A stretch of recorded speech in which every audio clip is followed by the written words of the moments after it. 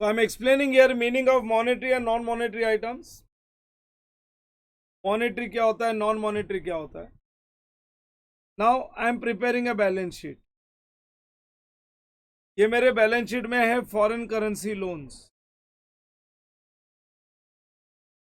मेरे balance sheet में एक तो है फॉरेन करेंसी लोन्स. कितने का? $10,000. मेरे बैलेंस शीट में, अरे मेरे बैलेंस शीट में फॉरेन करेंसी डेटर्स भी है. मेरे बैलेंस शीट में फॉरेन करेंसी डेटर्स भी है.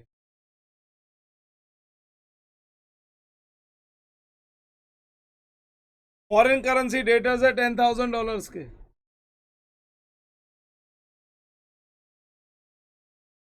अभी क्या है ना, ये जो $10,000 का फॉरेन करेंसी लोन है, ये जो मैं पे करूंगा, विल आई पे in rupees? Not at all. अरे इसको मैं रुपए में थोड़ी पे करूंगा. मैं तो इसको अगर डॉलर में लिया है तो मैं डॉलर में ही पे करूंगा. लेकिन $10,000 से ज्यादा पे करूंगा क्या अगर मैंने लोन ही $10,000 का लिया है? तो जैसे डेटर है 10,000 का, तो मैं कलेक्ट भी 10,000 ही करूंगा.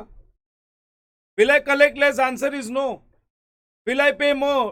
Answer is no. मैंने $10,000 का अगर लोन लिया है तो मैं $10,000 चुकाऊंगा.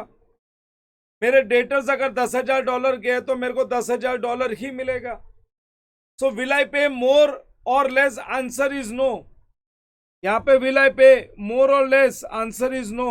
यहाँ पे विल आई कलेक्ट मोर और less? Answer is no. In short $10,000 will be paid and $10,000 will be collected. कोई भी रिसीवेबल पेएबल, देखो ये पेएबल है, इसको मैं पेएबल बोल सकता हूं और इसको मैं बोल सकता हूं रिसीवेबल. This is receivable. हाँ, कोई भी रिसीवेबल या पेएबल अगर फॉरेन करेंसी में फिक्स्ड है, कोई भी रिसीवेबल या पेएबल अगर फॉरेन करेंसी में फिक्स्ड है तो वो मॉनेटरी आइटम्स है, याद रखना. कोई भी रिसीवेबल या पेएबल फॉरेन करेंसी में फिक्स्ड है तो उसको बोलेंगे मॉनेटरी आइटम. वो है monetary item.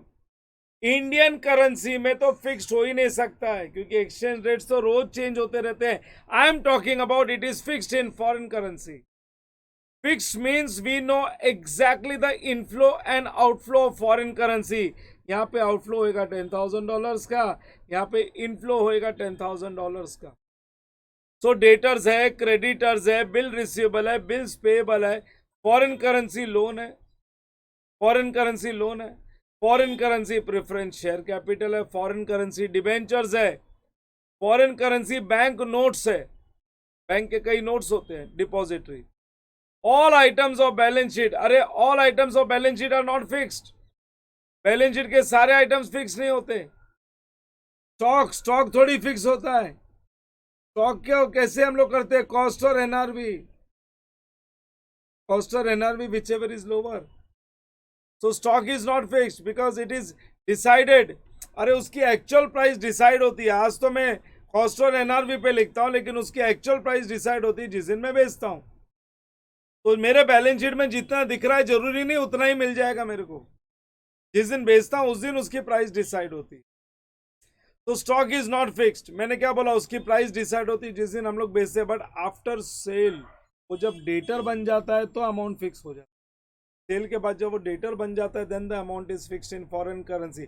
Property plant and equipment, अरे मैंने दुबई में परचेज किया, मैंने property plant and equipment purchase कर रखी दुबई में, तो वो नॉन मॉनेटरी आइटम ही होगी. बिकॉज अरे only when you sell the price can be decided. मैंने बेचने के लिए थोड़ी खरीदा है.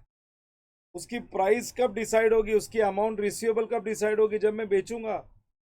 आज बेचने के लिए थोड़ी खरीदा है.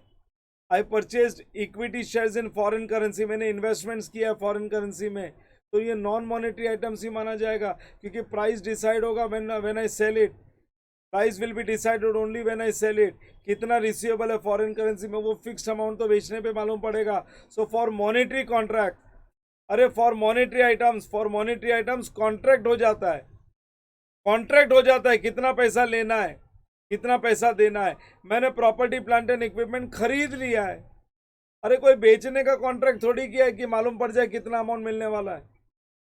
तो for non monetary, for monetary items एक कॉन्ट्रैक्ट हो जाता है कि कितना पैसा लेना है, फिक्स हो जाता है, फिक्स हो जाता है एज पर कॉन्ट्रैक्ट। सी मेरे पास जमीन पड़ी है, कोई पूछेगा कितने की है तो मैं बोलूंगा अरे पड़ी है बस ले रखी है। कितने की आई विल से, जब बिकेगी तब मालूम पड़ेगा आज कितने की है। आज क्या डिसाइड करे कितने की है, जब बेचेंगे तब मालूम पड़ेगा कितना अमाउंट रिसीवेबल है। तो आज तो पड़ी है मेरे पास, तो उसको नॉन मॉनेटरी आइटम बोलेंगे। तो these are non monetary items. मैं तुमको बताता हूं बैलेंस शीट के आइटम्स। बैलेंस शीट में होता है share capital, then you have reserves, then you have loans and current liabilities. On asset side fixed assets होता है, then we have investments. Investments के बाद में आता है current assets. Current assets, current assets में भी दो division, stock and other current assets. अब इसमें कौन सा मॉनेटरी है कौन सा नॉन मॉनेटरी मैं बताता हूँ। Loans I have to repay, it is payable and as per contract कितना अमाउंट पे करना है वो फिक्स्ड होता है, फॉरेन करेंसी में मॉनेटरी आइटम है। करंट लाइबिलिटी ये मेरे लिए पेएबल है, और अगर फॉरेन करेंसी में तो एग्जैक्ट अमाउंट मालूम है कितना पेएबल है as per contract, I can not pay less और मोर। तो ये दोनों मॉनेटरी आइटम, ये भी मॉनेटरी आइटम। शेयर कैपिटल थोड़ी बेचने के लिए, अपने कंपनी का कैपिटल है, रिजर्व्स थोड़ी है, तो ये हो गया non monetary, these are non monetary.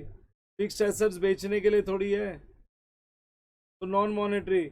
Investments, अरे इन्वेस्टमेंट्स बेचने के लिए थोड़ी है, ये भी non monetary, long term investments है। स्टॉक भी नॉन मॉनेटरी, स्टॉक तो जिस दिन बेचेंगे उस दिन प्राइस डिसाइड होगा। हाँ, other current asset these are monetary, other current assets are monetary.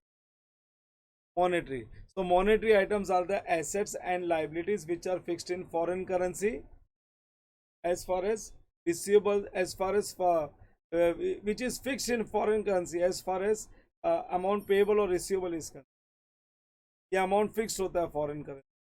बोलो बच्चों समझ में आया क्या तुमको? मैंने बहुत बहुत डिटेल में समझा दिया है। I have explained in detail what is monetary item and what is non monetary item.